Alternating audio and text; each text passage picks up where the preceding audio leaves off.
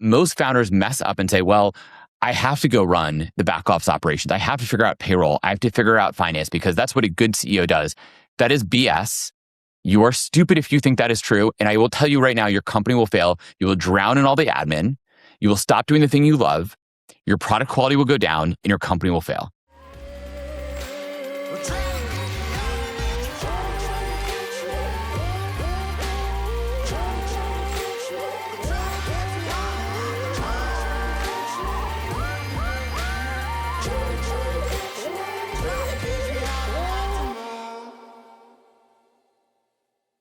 Welcome back for another episode. We're going to get into it. Sometimes I start with big energy. Sometimes I start a little bit low. Today I have to start with big energy because the person on the show and the guest is going to come even bigger than this. So I got to make sure I at least substantiate my role here as the host. But today we have Adam Spector. And I looked at my production team and they said, be careful. His team said you should interview Adam S.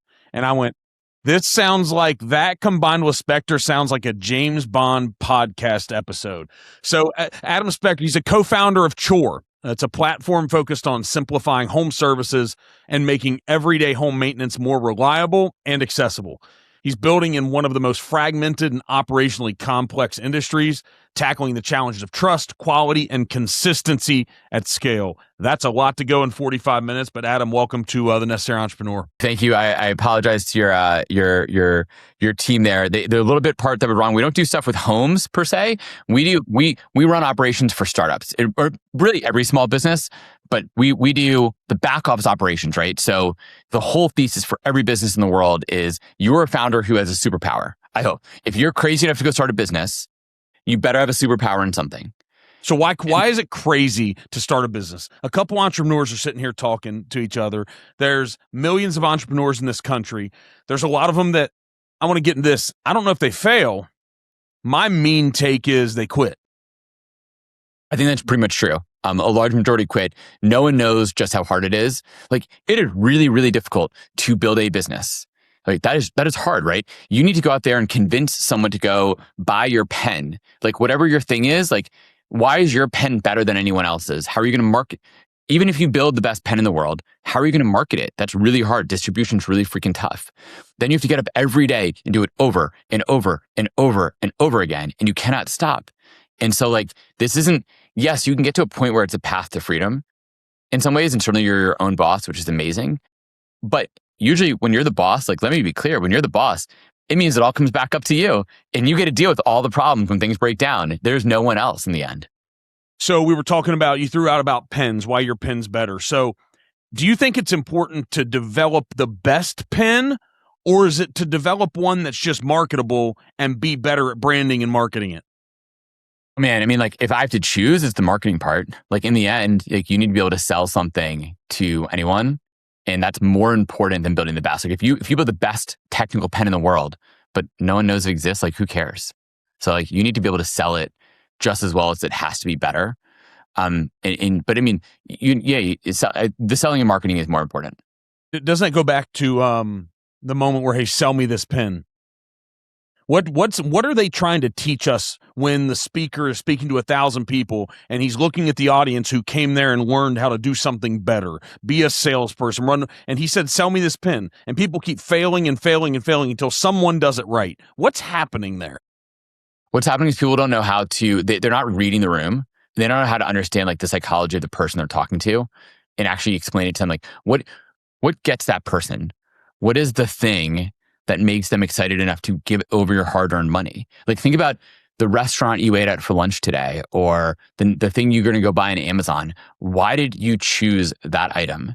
Why did you choose that? Like, there's a bunch of psychological triggers that are going into those things, many of which you probably don't even understand. We don't in many ways.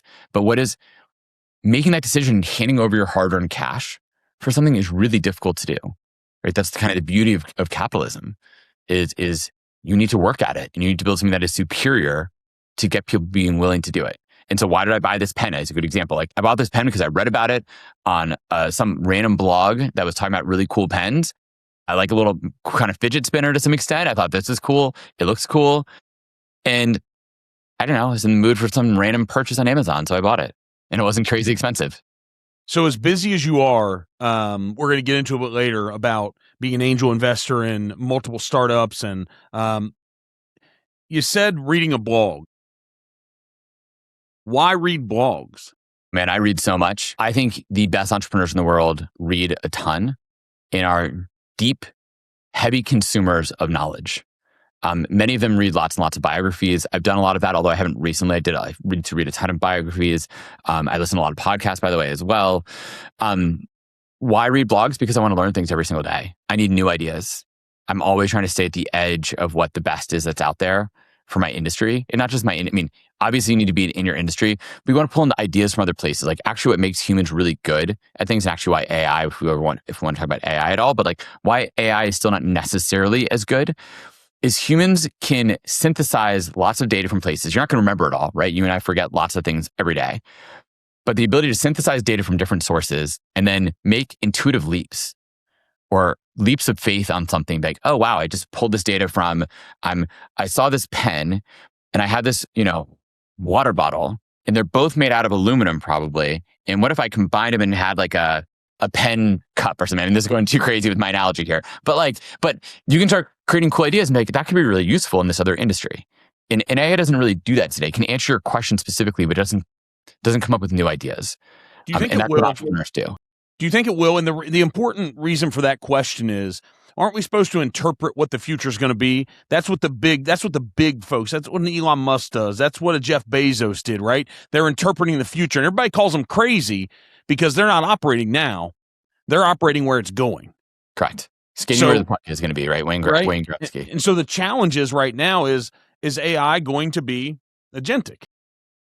Oh, AI, look, I'm pretty red-pilled. I live in San Francisco. I'm deeply red-pilled on AI. I think AI is going to be able to start coming up with those intuitive ideas and new ideas. It is probably going to take everyone's jobs. I think there's a lot of things we should be deeply concerned about, but I also think can be very optimistic about the future in a massive world of abundance that we're heading into as well. So it's I personally have a combination of deep fear and deep excitement. So if you have that, a lot of people have anxiety now. So you said deep fear, you invoked it. A lot of people have anxiety, which causes depression. You're not talking about that. You're still moving forward. How do you find this distinction, this silver lining between deep fear still causes you to take massive action versus a lot of the world, deep fear causes them to have anxiety, depression, and no action? Yeah, no, that's a great point. And it is, I know lots of people certainly have like anxiety and it does stop them. For me, and I do, I literally feel like I'm living in two worlds sometimes with AI and what is happening and where it's going. I'm like living in the normal world, taking my kids to school, they go to normal school, all those sorts of things. And then this AI world where I'm like, oh my gosh, everything is changing. I'm standing on quicksand right now. The world is changing so fast. How do I do it? Is I feel like I don't have a choice. Number one, you have to keep moving forward. I can't just hide in a little hole and be like, put my head in the sand and hope nothing happens. I might as well be a part of it as best I can and step up and do that. Then the alternative, that wouldn't make my kids proud. It wouldn't make my wife proud. It wouldn't make me proud. So I'm going to get up every day and keep working hard and hopefully be a small little part of the change that's going to make the world a better place. I don't know. I just feel like I don't have a choice otherwise. Yeah. Where do you operate from? A lot of people will have an underlying principle or value or the thing that drives them, right? Simon Sinek, he's like, you got to find your why, and everybody comes up with their thing. But do you have an underlying purpose? Is that too big of a question? No, not at all. I think Peter Diamandis calls it your massive something purpose in life or whatever. He has a good statement for that. I probably don't have a great answer. I think my purpose is really look, I want to leave the world a little bit better than when I arrived. I kind of have had that purpose really at every place I've gone. I was president of the student government in college and vice president in law school. And for me, it's always been can I leave the world just a little bit better than when I got here, right? And that goes obviously every single day, but also picking up trash on the street when I see it just laying there. And I don't always do that. Sometimes I just walk right over it. And then I think later, I'm like, I just walked over that piece of trash and I should have just picked it up to make this place a little bit cleaner and nicer. So that's probably my purpose. Largely is I want to make the world a little bit better. And if I can do that, if I can create a great company, I hope we get to be multi-billions of dollars valuation. But if I can make a company that just employs a lot of people, creates a great job for them, and they can achieve their purpose or whatever they want for their families and lives, that's also something to be proud of. And I'm good with all this. But in the end, so that's the bigger one. The smaller one is I just want to learn new things every day. And I get to do that. I'm pulled in a lot of different directions right now. And I was telling my coach last night about this. It is stressful, tiring, but also a lot of fun. Like, I think mentally it pulls your brain in so many ways to be pulled. I have so many different streams I'm working on right now. And no one on your team understands that. And that's sort of hard to try to be like, hey, like, I don't have time for this. There are other bigger things. But that's also that the learning and education and knowledge I get from that is pretty exciting and fun. With everything you're doing, you've accomplished, like you know that you can do it. And that's a big statement, but I'm going somewhere with this. But you have a coach. Tell me the benefit of that. Of having a coach? Having someone who you can reach out to and talk to about different things that go on. I've had coaches on and off. I think some people would say they should have a coach all the time. I do think as a founder, especially as a solo founder, but even as I've had, so this is my fourth company, right? I've had co-founders for the first three. This one I'm a solo founder. So having someone you can talk to about things that you probably don't, even I love my executive team, but there's some things I probably don't want to talk with them about, or they don't even want to hear me talk about, right? Like, it's just like, they don't want to hear why I'm like stressed. Like, they don't want to hear that. And in fact, I don't want them to know that I'm stressed, because that might create anxiety in them. And so having a coach is sort of an outlet for some of that, and being able to just have someone to talk to who's been there, done that before, and understands you. Yeah, so it's more than just a professional therapist. That's 50% of it. But isn't 50% also the person that knows how to process and give great strategic advice from outside the bubble? Yeah, no, absolutely. I mean, my coach has worked in industries like Chore before. He has good thoughts about where we're going, what we're doing things, how we're going about it. He gets it. And so that's really worthwhile to have those conversations too, to think through what we're building and how we're building it. And I appreciate that aspect of him as being someone who's sort of been there, done that. As we jump into Chore here and really figure out what the business is and what you guys think you're solving for, give advice, since you're actively engaging it with a coach. Give advice on how what you've learned through your experience, for them to find a coach that fits the best for them and that's really beneficial and valuable. Yeah, I mean, look, you should interview the coaches the same way you would interview an executive team. Most coaches are going to offer like a free session of some sort to talk with them and see if there's a vibe. See if you get them. See if you like what they're talking about. Do you feel like this is someone you might want to talk to on a regular basis and get advice from on a regular basis? If the answer is yes, then that might be the right fit. If the answer is like, oh man, like that feels really, I mean, look, most good coaches are going to be expensive. So you have to be okay with that price. But once you get over the price, can you be like, hey, am I going to get the value here that's going to help me move to the next level? And that's hard to know up front, but everyone should get a coach to start with and then see where it takes you. Yeah. So what do you guys think, not to go into this big marketing deep dive about the business and stuff, but what do you starting 3 other businesses, having co-founders and angel investing in so many more? Why Chore? Why now? So, I mean, Chore, to be clear, Chore in one version or another has been around for 6.5 years. So that's sort of one thing to point. So why now? It's been around a long time. Although the current version, 3.5 years. Why now? Pretty simple. The world is moving into a place where more and more entrepreneurs are starting businesses. More people are starting businesses in general and becoming an entrepreneur. All of those people, as we mentioned right when we started, right? You have a purpose in the world. You have a superpower. If you have to spend any of that time doing back office chores, your company will almost certainly fail, right? I was talking to you about how I was spending my time today dealing with a bunch of marketing stuff and kind of like updating passwords. That should have happened with other people on the team. It didn't. So I'm doing it now. That is a bad use of my time, right? And that is where I should be outsourcing it or delegating it to other people as much as I can. The weird thing about back office work is most people think, oh, I can go figure that out. Well, it's like, okay, yes, I get it. You can go figure out how to run payroll. Cool, like you can do it, but I can also go figure out how to do my books, and I can go figure out how to build a server to run my website on it. And I can do all these things. Always the question you have to ask, is that a good use of my time and a good use of my skill set? You're great at real estate. You're great at podcasting. You have a team to help you make the podcast great, right? You could be the editor. You could be the editor, you could be the poster, you could do all of those things yourself. You absolutely could. You don't. So my question to you is like, why don't you do it? It costs you money to give it to other people.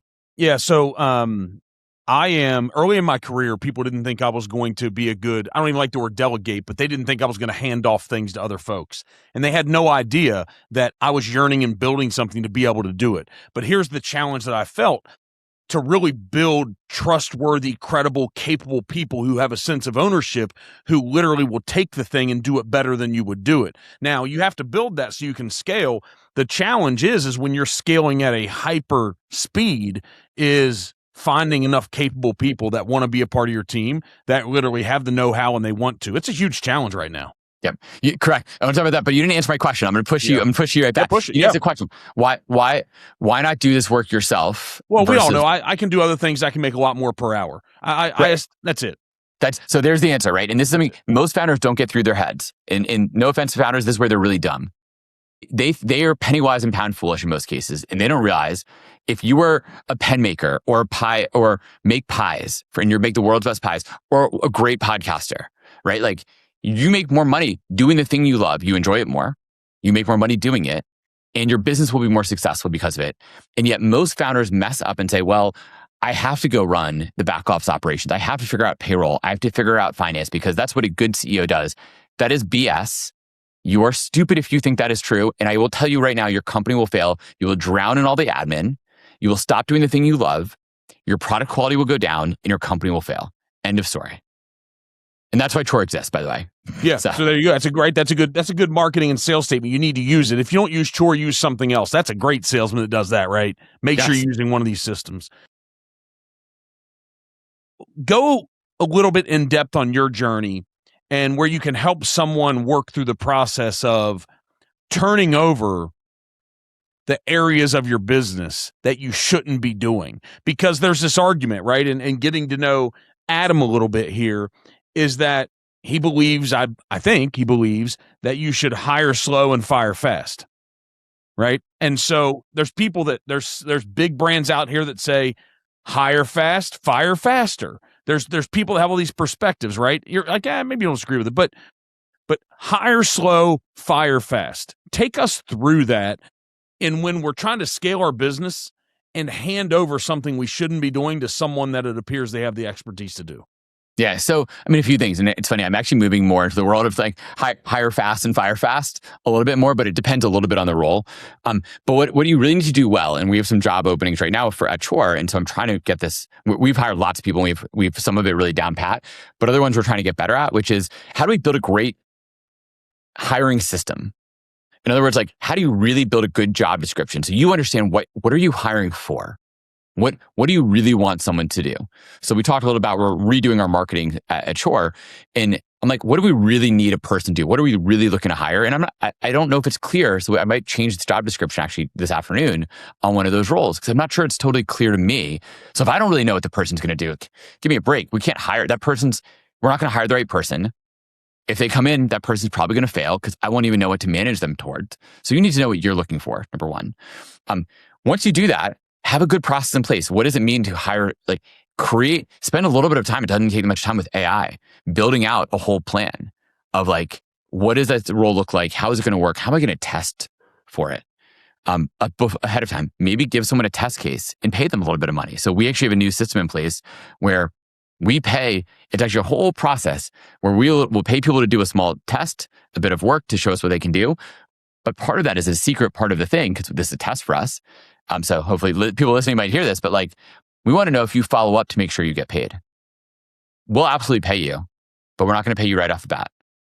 I want you to hit me up again and be like, hey, like, you said you'd pay us. Pay me. Like, I didn't see a notice about it. What's up? Big, oh, great. Here's payment. But I want to know you're proactive and we'll follow up. So you've identified that following up is a massive key metric in accomplishing the tasks of these roles. Right. And you can't fake that with AI right now.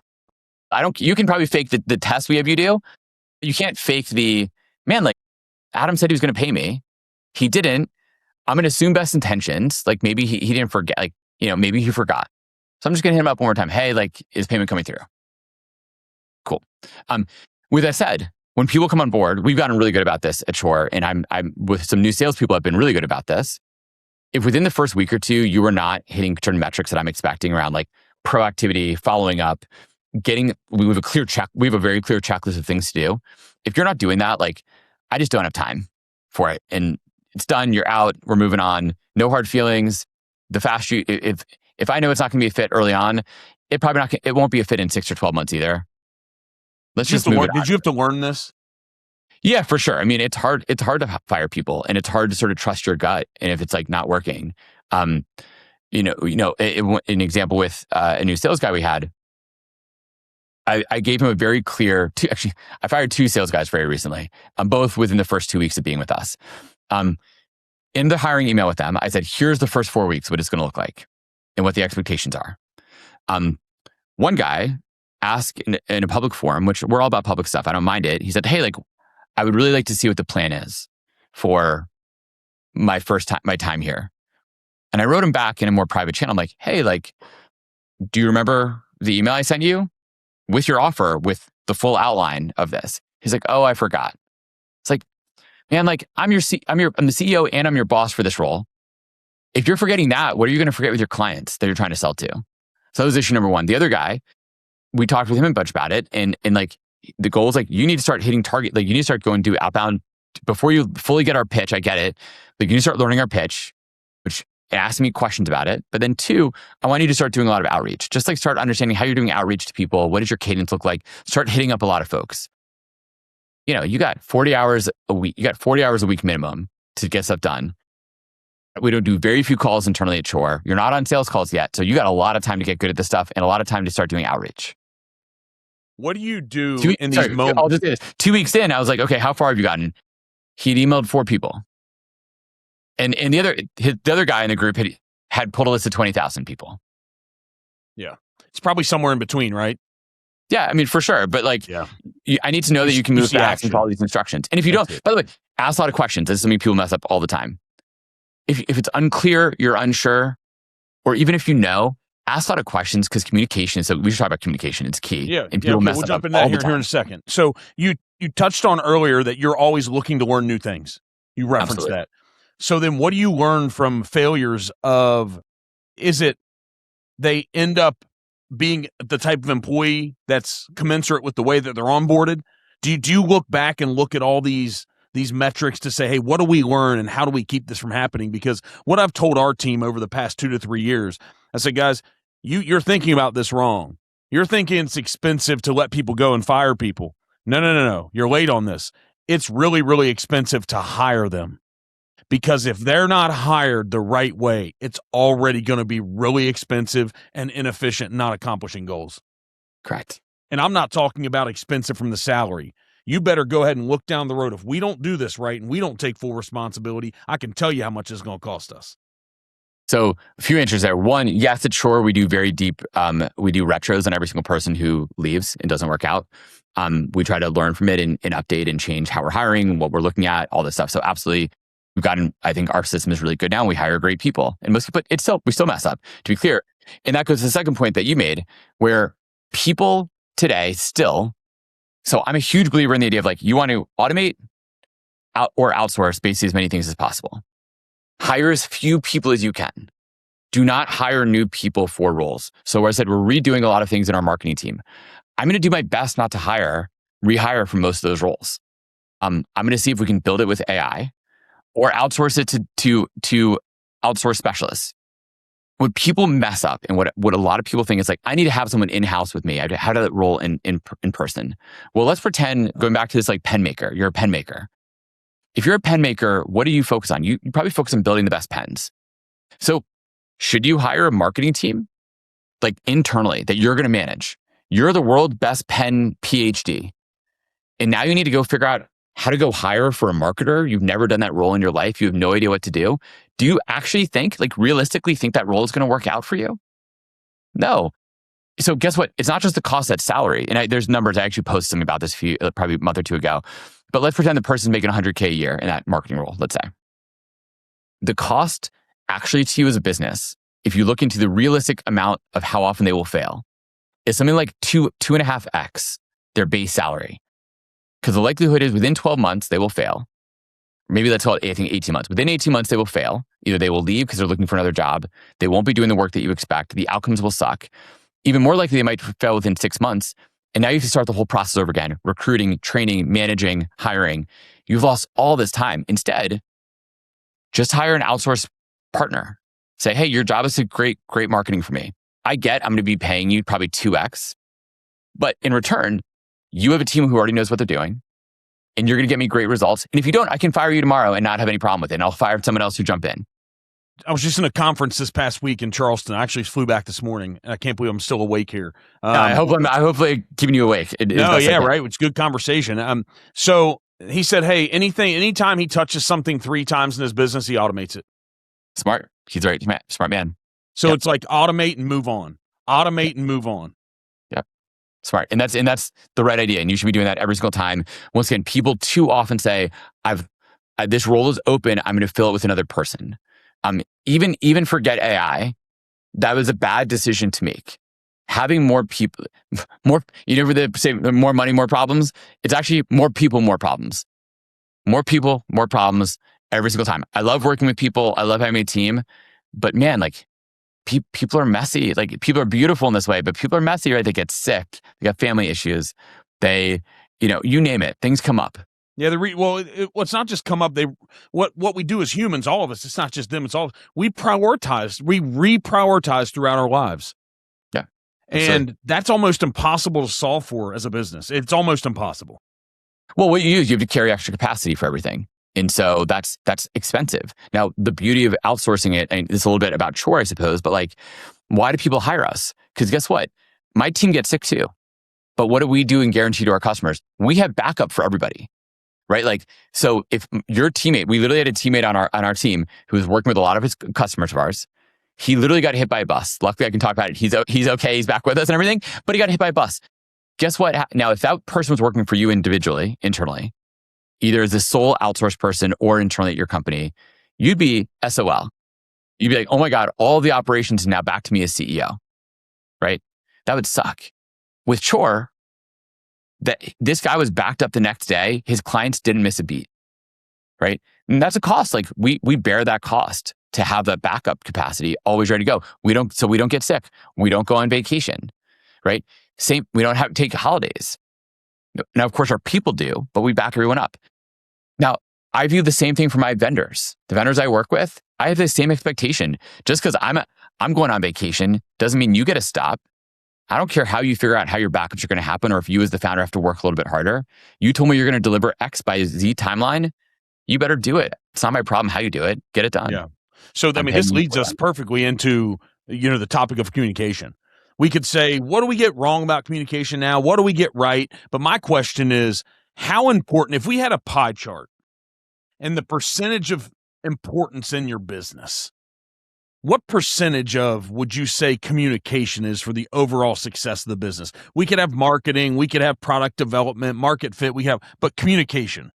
Oh man, I like that. I don't know. I don't know if it's good. I probably would say like 25%, but I almost wanted to say 50%. I wanted to say 50. I wanted to say 50. Yeah. It's so important. Like, and this is why I say it's so important. It is, for us, critical when you're talking to your customers. You need to tell them what you're doing, when you're doing it, why you're doing it, and how. If you disappear in our world, like if your client says, I need help with X, and you don't get X done by and you disappear for a week and don't communicate with your client about doing X, the client's gonna be like, what the heck's going on? And then you're creating anxiety. But to be clear, that same thing happens with your manager. If you say, hey, I want X to occur, and you don't acknowledge your manager, you don't respond, and you don't follow through, or you do follow through, but you just don't talk about it, your manager's also going to be pissed. By the way, same thing happens with a spouse or a significant other or a friend. If you don't communicate at all, people are going to be pissed. So communication is so key. And yet, for some reason, people find it so difficult to do. I don't know why. It takes no time at all to write an extra sentence, update someone on what's going on. And yet people struggle with it in all walks of life. Yeah, I mean, is that the soft skills of business? Because we hear about bedside manner in physicians, and we talk, right? communication is the soft skills and the bedside manner of business, is it not? 100%. Once again, I am shocked by how bad most people are at this. It is a soft skill. It's like so easy to start just showing up, having conversations, building a relationship with people.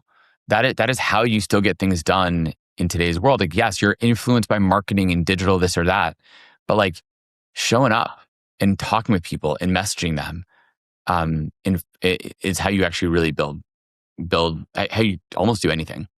So is it just communication in general, or is it the type of communication, right? Are we talking about Slack? Are we talking about email, text, voice over the phone, voice interaction, video interaction, person to person, face to face? Because there's a lot of different types. It is. I would say it's context dependent, right? It really depends on the context of the kind of conversation you're having with someone and why and when. So like, we could do this podcast digitally like we are right now, but it might be better in person. And I wonder about that many times when I'm on podcasts. They always are. They always are. Right. And so, but it costs money and costs time. Yep. And so it has its drawbacks. So yeah, I think it really depends on the context, but look, in the end, just starting with communicating in general, right? Like, man, it doesn't take me a lot of time. I'll give you an example of someone, a really well-known kind of VC and entrepreneur. I know him. I don't know him super well, but I know him. He sent me a message. He was with his daughter visiting Vanderbilt, where I went to college. He sent me a message, said, I'm at Vanderbilt right now with my daughter. It's awesome, blah, blah, blah. And I was like, oh my gosh, like, how did you even know I went to Vanderbilt? He's like, oh, I just remember it. I don't believe that he actually remembers that, but he probably has a really good system for it. He always sends me a note on my birthday. And guess what? I notice that stuff. And I'm like, man, how do I build a system like that? It's just the ability to follow up, stay in touch is so impressive. And he made it part of his life. And that's, I'm sure, a huge part of his success. He probably has it automated. He probably does, but he might also just say, I'm going to set aside 20 minutes every day. Like, there are tools that do this, right? There are tools that can do that. But he still might go in every day, and he's dedicated himself to, I'm going to spend, I have a tool that does this too called Clay. Well, or they just changed the name because they're competing with this data broker Clay. But like that, it's sort of like a personal relationship manager. It shows me all the people. I think it shows me their birthdays. I can put notes in about people. I don't spend time doing that though. Like, what I should do after our call right now, I should go in and put in information that I learned. I probably won't. In which case, I might not remember this stuff in the future, and I will be bad at following up with you and building a relationship. And that's a loss to me. Yeah. Maybe a loss to you, but a loss to me, certainly. Yeah. But I mean, is it important that we try to focus on, because, businesses, we can call it what it is. We can call it war. We can call it whatever it is. Right? It's very, very, very competitive and hard. And so should we strategically pick out the 3, the 5 people, create those relationships, go deep with them? Because to your point, we don't have time for everything. So should we say, who are the influential people that I want to create relationships with, that I know I'm going to have to provide value and show up first? Should we do that as entrepreneurs? Because you can't do it for everyone. Yeah, of course. I mean, yes, like you should be doing everything to prioritize the relationships with the most important people, right? Why do people take out their customers to dinner? The customers are already paying them. Why do you take them out to dinner anyways and build a relationship? Makes it harder to fire you. Why do you take your spouse out to dinner and those sorts of things and like spend quality time with them? It's important to build those relationships and strengthen them. So yeah, like I think you do have to prioritize. You can't do it with everybody, but you can do the basic stuff. And this is where, once again, I fail too. This is not a strength of mine. I need to be hitting people up. I need to just say 10 minutes a day. I'm going to just send people all a note. Happy birthday. Hope things are good. It's been a long time. Easy to do, 10 minutes a day. But same way I hear people all the time, like, I don't have time to work out. I'm like, dude, there's something called a 7-minute workout. You can do it in your living room or your hotel room. Get off your phone, get doing that. What do you do as a hard-charging entrepreneur with knowing that you need to give yourself, it's a word, I'm going to impose it here, not from like a faith perspective, but like to give yourself some grace, right? On acknowledging the things you don't do well, but having the conversation. How do we do that with hard-charging entrepreneurs? How do we give that to other people at times? Without cannibalizing our businesses? You give yourself re-say that. You give yourself the grace to be okay not being good at things, or and to acknowledge it and say, hey, listen, I'm not going to beat myself up and say it's the end of the day, but to acknowledge it's not okay and say, hey, it's okay that it's not okay, but you still need to do something about it. How do we do that? Because then we need to carry that to people we lead as well, it seems. Yeah, I mean, look, the grace I guess that I give myself in those cases are I have maybe come to the conclusion as I've gotten slightly older or done enough startups or whatever it is, that in some ways none of it matters. Like, this sounds weird. Like, I have an ego. I have things I want to go build and get done. I've acknowledged in my life I'm not Elon Musk. I'm probably for good and bad, right? He's probably not the best parent, definitely not the best spouse, but he's an amazing entrepreneur. But I'm not gonna be someone who's going to be the world's richest man. So I give myself the grace that is okay.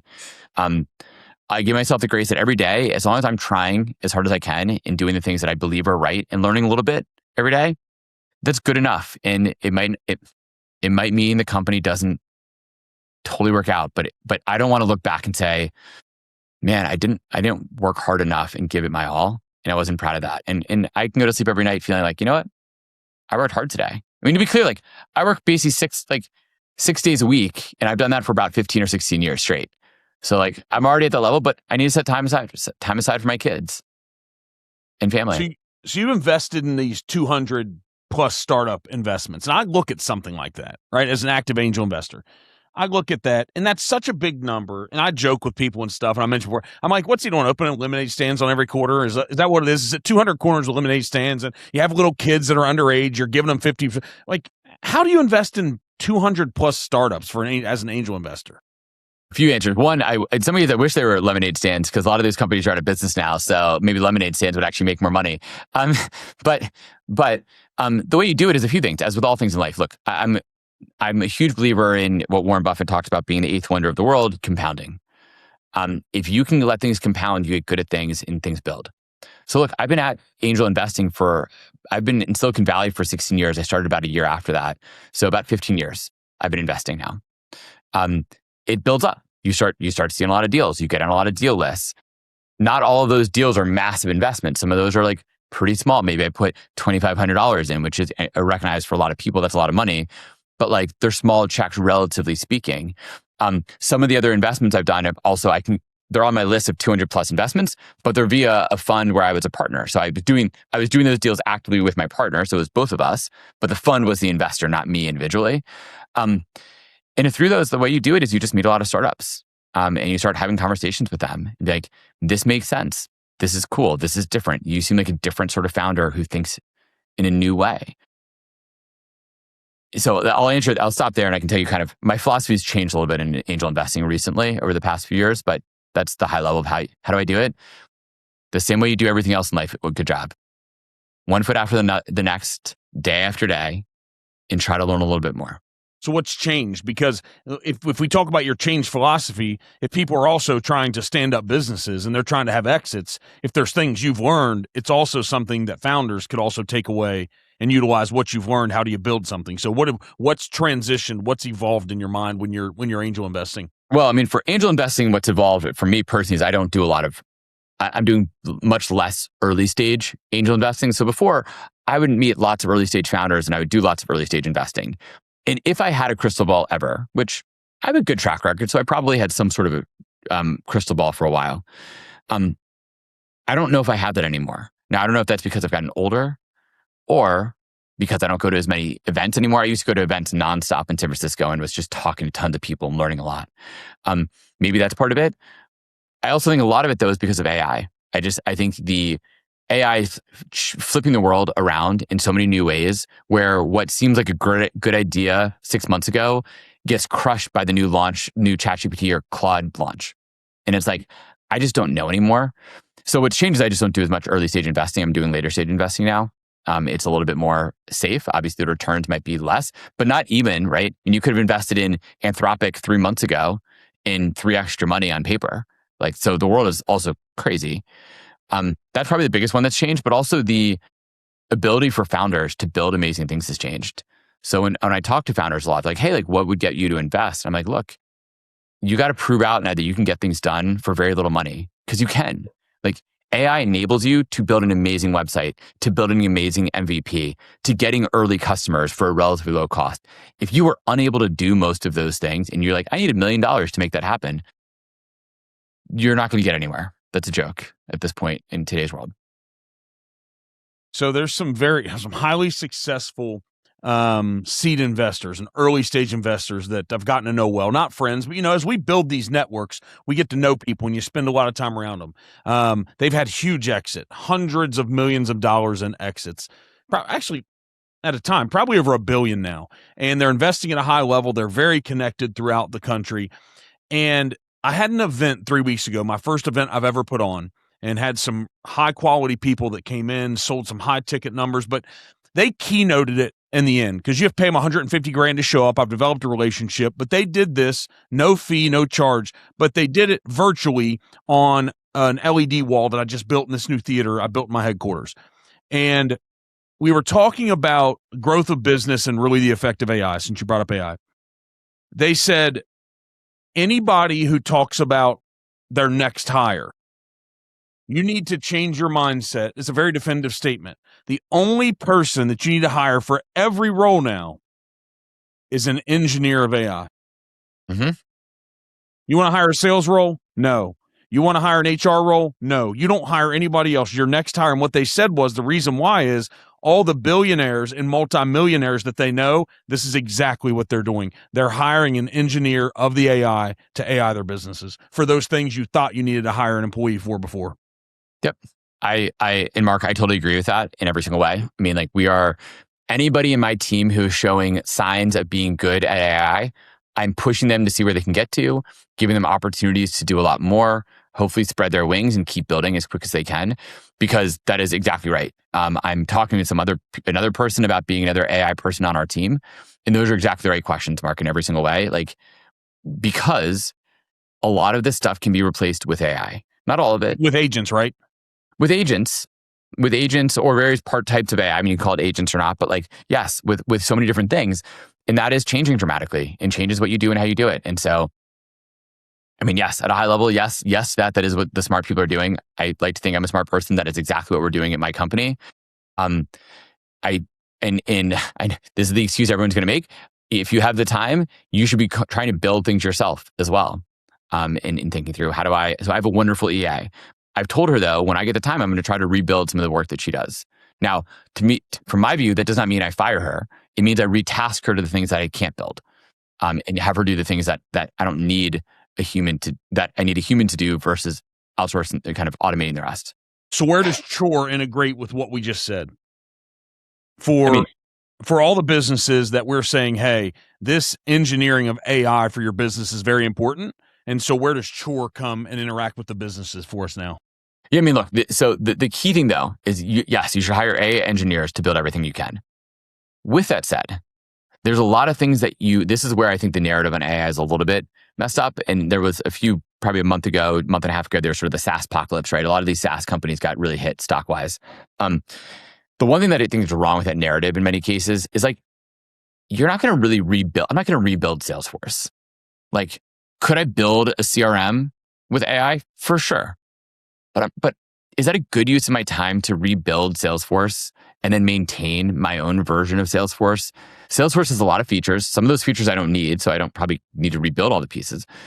But that's a lot of work and time. And for like the $100 per seat I pay, probably not.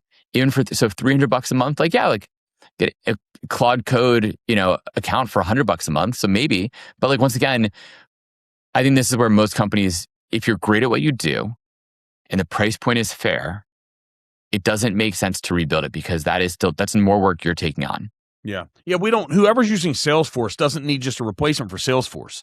You have to be thinking, what are they going to need in 3 years, and build that. Right. Which, once again, like, it's hard now. If you're building it for yourself, you can go do that. But also, like, once again, you have to now maintain that. There's all these things you need to maintain. I'm like, I don't want to go do that. So, I mentioned, like, we're revamping a lot of our marketing. This is an opportunity for us to rethink things. So I'm talking with 3 different groups right now about AIing a large majority of our marketing. And so we're going to find out if that's possible. It might not be fully. And we might not want to maintain it or build it. But like, I've looked at other tools. I'd rather hire other tools. We're going to hire some contractors to do some work. But it still might make sense for us to just build our own version. Because this is a free idea for the world. I've not seen a great marketing orchestrator out there that can kind of run your marketing each way. All right. So as we wrap up here, what are you excited about? Like right now, it can be around what, but what is Adam Spector of James Bond? Spelled differently, not the way they do it on James Bond, but I guess Correct. I'm happy to be an evil villain anytime. I probably am to someone. What are you excited about though? We're sitting here mid 2026. Things are going so fast. I'm excited that we're going to be living in a sci-fi future in the very near term. So like literally, I will tell you some crazy things to end this on. I think we are getting to longevity escape velocity, where for every day that I live, I'll be aging in reverse, or at least staying still age-wise. We're getting to longevity escape velocity. You're going to cure every single disease. We're going to have like the holodeck from Star Trek. We're going to have replicators so I can get any food I want, full abundance on everything. I'm ecstatic for that world. But I'm also very scared for the hardship it's going to take to get there, because we're also going to go through 50% white collar job loss and restructuring of what it means to live in a society where you have some haves and a lot of have-nots. Like we already are in that world to some extent, but at least people can still get jobs. That scares me as well. But I'm ecstatic for what the future holds, because I read a lot in all the sci-fi things. You can read some dystopian sci-fi stuff, but a lot of the more positive sci-fi like Star Trek or something is pretty mind-blowing and amazing. The stars are out there for us to explore. Let's go do it. Yeah, right on. Hey, to wrap this up, wwhat's your call to action for people to engage with you? It could be as simple as just follow me on LinkedIn. It could be go to a website. What's your call to action? Yeah, follow me LinkedIn for sure. I think it's just Adam Spector, maybe Adam Spector 2 on LinkedIn, but you can find me pretty easily. Hirechore.com, HIRE, chore, CHORE.com. So hirechore.com. You can find more information about us there. And just stay in touch. Like if I can be helpful to every entrepreneur in general, you don't have to pay me money for it. I just want to be helpful and make everyone a success. That is a win for the world when there are more successful entrepreneurs. So I hope this is helpful and valuable to them. Awesome. Mark, thank you for having me. Yeah, thank you, man. Thanks for giving us 45 minutes. Time's valuable these days, and we appreciate it. For sure. My pleasure. Thank you.